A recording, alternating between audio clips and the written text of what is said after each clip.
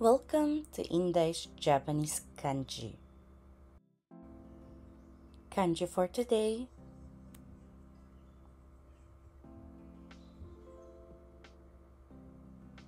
Level N3.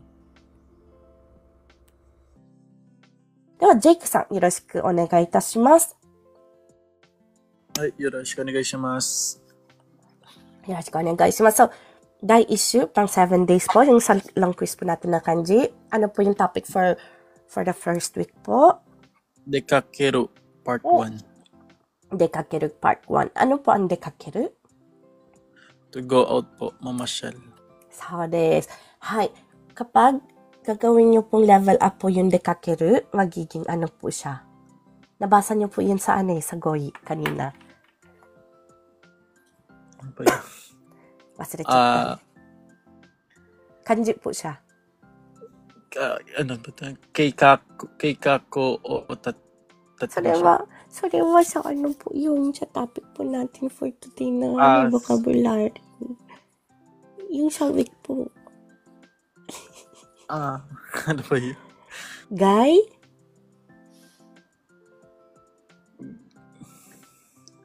Gay. ちょっと待ってね。Nakalimutan. 大丈夫よ。あれどこ行った？こうした。isulat ko po. Ano po?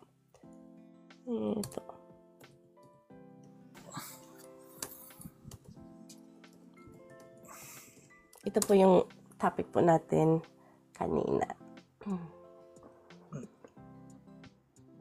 Gai?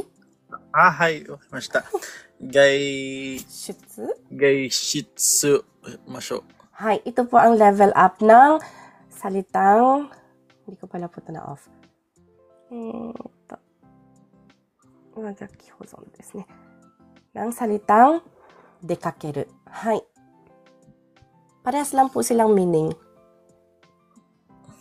Hi. So desu ne. Hi, so ang level up po ng word ng dekakeru is gaishutsu suru.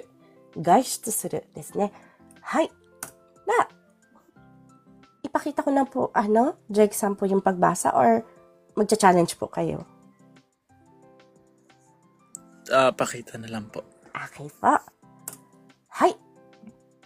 Mi desu ne. Ginagamit po siya sa? Mitei. Hi, ano po ang mitei? Undecided po. So desu. Hindi pa? Hindi pa napapagdesyonan. So desu. Hindi pa napagdedesisyonan. Hi. Mitei po. Ano po? Kasi yung tei, ginagamit po siya as kettei. Pagdesisyon. Desidido na. Napagdesisyonan na. Yung po, ano po? Kettei. Ngayon, pag linagay po, imbis na kettei, tatanggalin yung ke, at saka maliit na tsu, papalitan po ng mi. Mitei means undecided or hindi pa napapagdesisyonan. Hi, sige desu. Nani-nani? Mimang. Nani-nani mimang. Ano po ang nani-nani mimang? Di ba po yung mang parang full? So tapos, hindi pa puno? Hindi. Mimang. Bas po. Pero medyo parehas po yung image niya.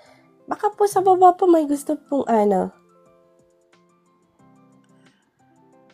tumulong. Si Nihon-kun-san po. Below. So, less than. Pinaka-tumpak po si Jodai-san. Less than. So, desu. Mas Mababa kaysa. So, desu. Mas mababa kaysa.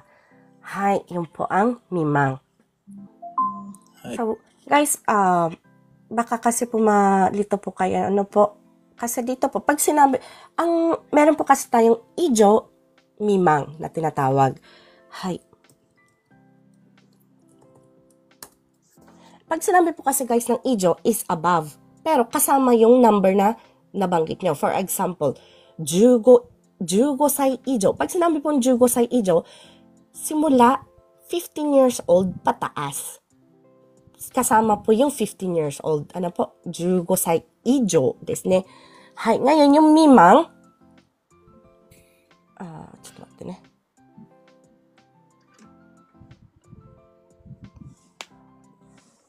Ito po.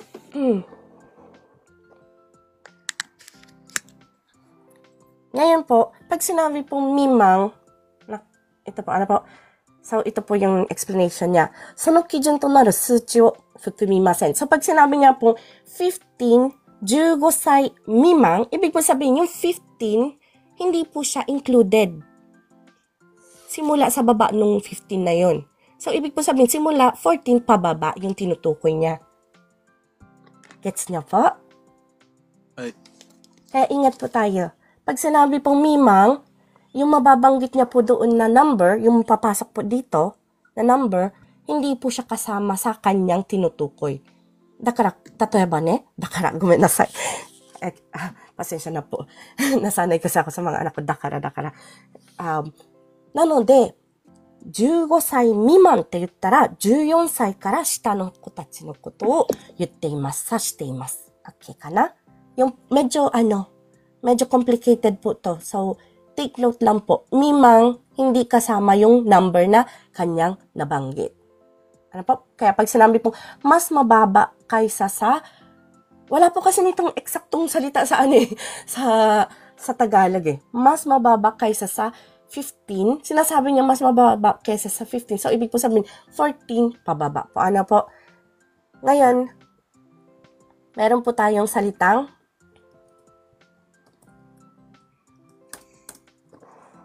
ika. Ika. Tandaan niyo po ito, mimang at ika. Pag sinabi pong ika, included yung number na kanyang nabanggit.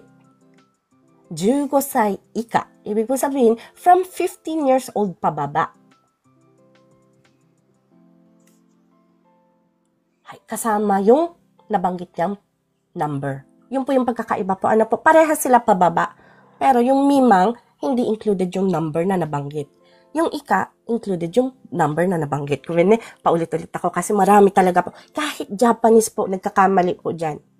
Kaya mas maganda po i-clarify po natin before po tayo pumunta sa next natin na vocabulary. Tayo po ka na? Na-list niya na po, Jake-san? Hai, wakarimashita. Hai, de wa tsugi ikimasu. Mirai. Mirai desu ne. Ano po ang mirai? Future po. Future. So desu ne. Kaya, sa Tagalog, Kinabukasan. So desu. Da, tsugi desu. Magkaparehas silang magkahawig sila. Kore wa Matsu. Matsu. Ano po yung pagkakaiba po nila sa kanina at saka ngayon? Parang mas mahaba po yung taas niya kaysa dun sa...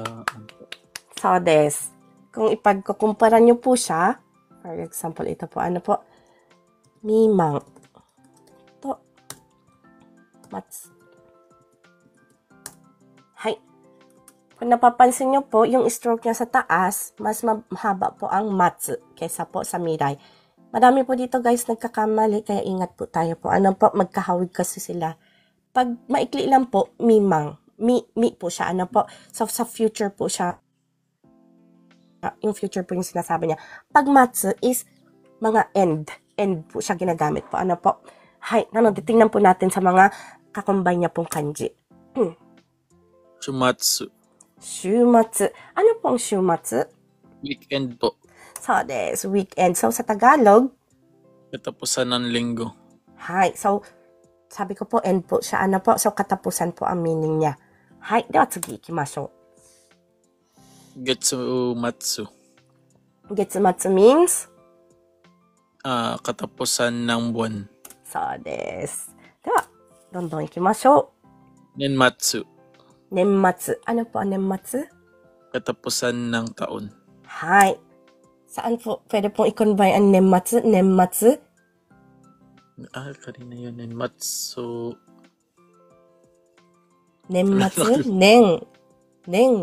Shi desu ne. Hay. Simula ng taon. Hay. So, hanggang dito na muna po. Meron po tayo pong katanungan. Wala pa po. よかったです。またよろしくお願いいたします。Sa baba po, meron po tayo pong katanungan. At Inday, so far so good naman po. Wala naman po matanong. ありがとうございます。では次ですね。あきろさんよろしくお願いいたします。はい。よろしくお願いします。Magcha-challenge po tayo or ipapakita na po natin agad? 若。そうです。若。若いの若ですね。はい。はい。そうです。なので、ginagamit po siya sa? Young です。そうです。若い。young. Hay, sa Tagalog.